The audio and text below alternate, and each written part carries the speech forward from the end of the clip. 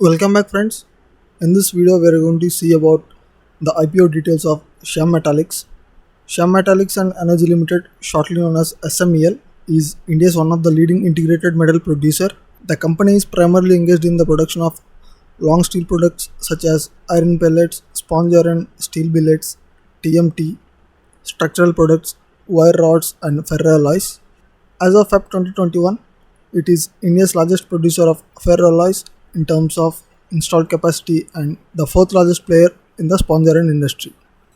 Coming to the IPO size, the size of the IPO is 909 crores, which comprises of fresh issue of 657 crores and the offer for sale of 252 crores. The price band of the IPO is 303 to 306 rupees per share, having a market lot of 45 shares and the face value of 10 rupees per share. Shyam Metallics comes under the sector of steel industries. The top four listed peer companies in the same sectors include Tata Steel Limited, JSW Steel Limited, Steel Authority of India Limited, Jindal Steel and Power Limited. As steel sector is driven by demand of steel, we cannot expect continuous growth in financials for every quarter. Rather than we should focus on profitability and ability of the company to minimize expenses and borrowings along with its growth in EBITDA margins. To get a simple understanding on financials and valuation, let's compare the financials of Shyam Metallics with top 4 listed companies in the same sector so that we can arrive at a point on where do this company stands in the race with its top companies.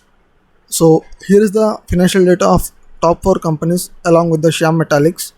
So the first one, profit margins. Here we can see that Shyam Metallics have the highest profit margins compared to its peers, that is 7.8%, and the lowest profit margin goes to Jindal Steel and Power Limited. The next, debt levels. Coming to the debt to equity ratio, the debt to equity ratio of Shyam Metallics is 0.47, which is a good thing compared to its peer companies. Coming to the performance, the EBITDA margins, the highest EBITDA margin goes to Jindal Steel and Power Limited, that is 17.5%, whereas the lowest goes to JSW Steel Limited, 9.8%.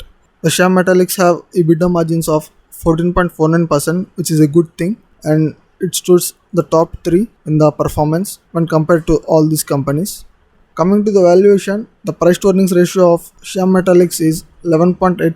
The lower the price to earnings ratio, the better the valuation and the cheaper the company. The lowest price to earnings ratio goes to Jindal Steel and Power Limited, that is 9.47. The highest PE ratio goes to JSW Steel Limited, that is 21.9. Shyam Metallics have a PE ratio of 11.8, which is on the top 2 in terms of valuation with these companies. By this comparison, we can say that Shyam Metallics is somewhat better at managing its financials compared to its top 4 peer companies in the same industry. Shyam Metallics are planning to diversify their portfolio by entering into segments such as pig iron, ductile pipes and aluminum foil. This is the revenue sharing of all the products which they have given for the financial year 2020. In this we can see that the highest revenue sharing goes to steel billets and the lowest goes to iron pellets. The steel billets and the ferroalloys have the high profit margins for the Shyam Metallics. The increase in the production of ferroalloys and steel billets may result in the better profitability of the company, making Shyam Metallics as the top performer in the profit margins. Some of the key customers of the Shyam Metallics include Jindal Stainless Steel Limited, POSCO International, Goenka Steels Private Limited, GM Global Resources Limited, etc. Shyam Metallics have 13 distributors who distribute their products across 13 states and 1 union territory in India, apart from bulk order sellings. Coming to the location of the manufacturing units of Shyam Metallics, all the manufacturing units are strategically located to the close proximity to mineral belt in eastern India, which is an advantage as they requires less logistics cost for raw materials. Shyam Metallics have 2 units in West Bengal and 1 unit in Odisha.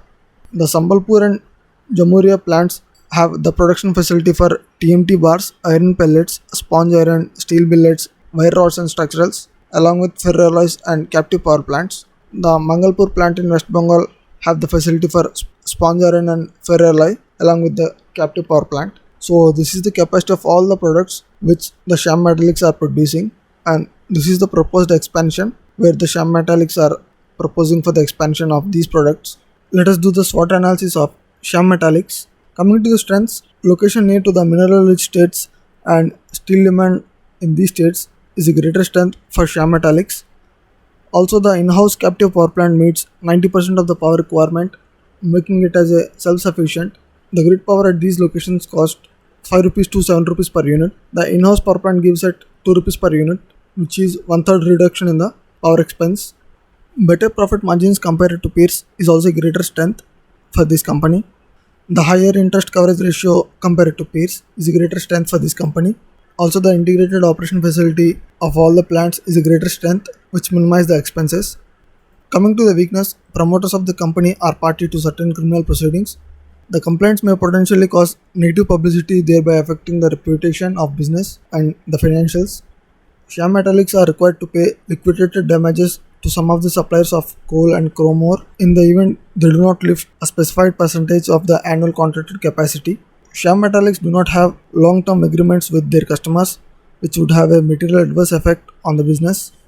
Coming to the opportunities, rising demand growth from long steel products and ferroalloys, they are planning to expand in the new high growth potential sectors, which is a good opportunity. Shyam Metallics is planned to set up to further diversify its presence in ductile iron pipes. DI pipes are used in the drainage systems, water system and sewage systems. DI pipes demand is expected to witness a robust growth of 8% to 9%, led by government's continuous efforts on increasing the penetration of tap water, improving sewage facilities under various schemes such as Amrut, Swachh Bharat Abhiyan, National Clean Ganga Mission, etc. Also, the upcoming 675 kilometers road project in West Bengal is a better opportunity for Shyam Metallics as the project is located near to the manufacturing facilities. The 1300 kilometers roadworks in Assam announced by the government recently is also an opportunity for Shyam Metallics, which is again near to its West Bengal manufacturing units. Coming to the threats, short of iron ore fines, chrome ore and manganese ore, and increase of the cost in these raw materials may affect the financials of the company.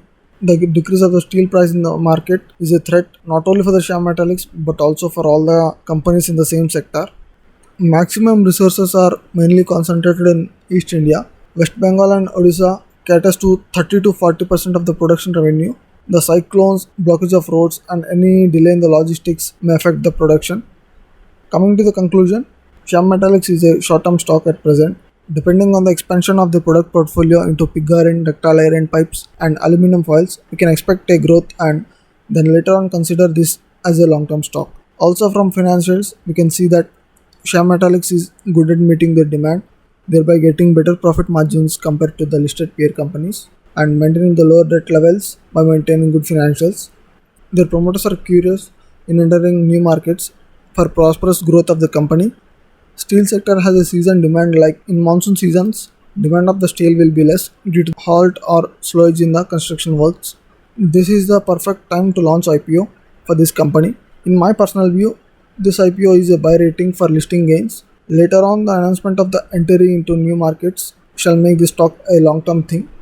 Do watch our video series on cryptocurrency, which is informative in nature. Stay tuned and subscribe our channel for more updates on upcoming IPOs and stuff related to Indian stock markets.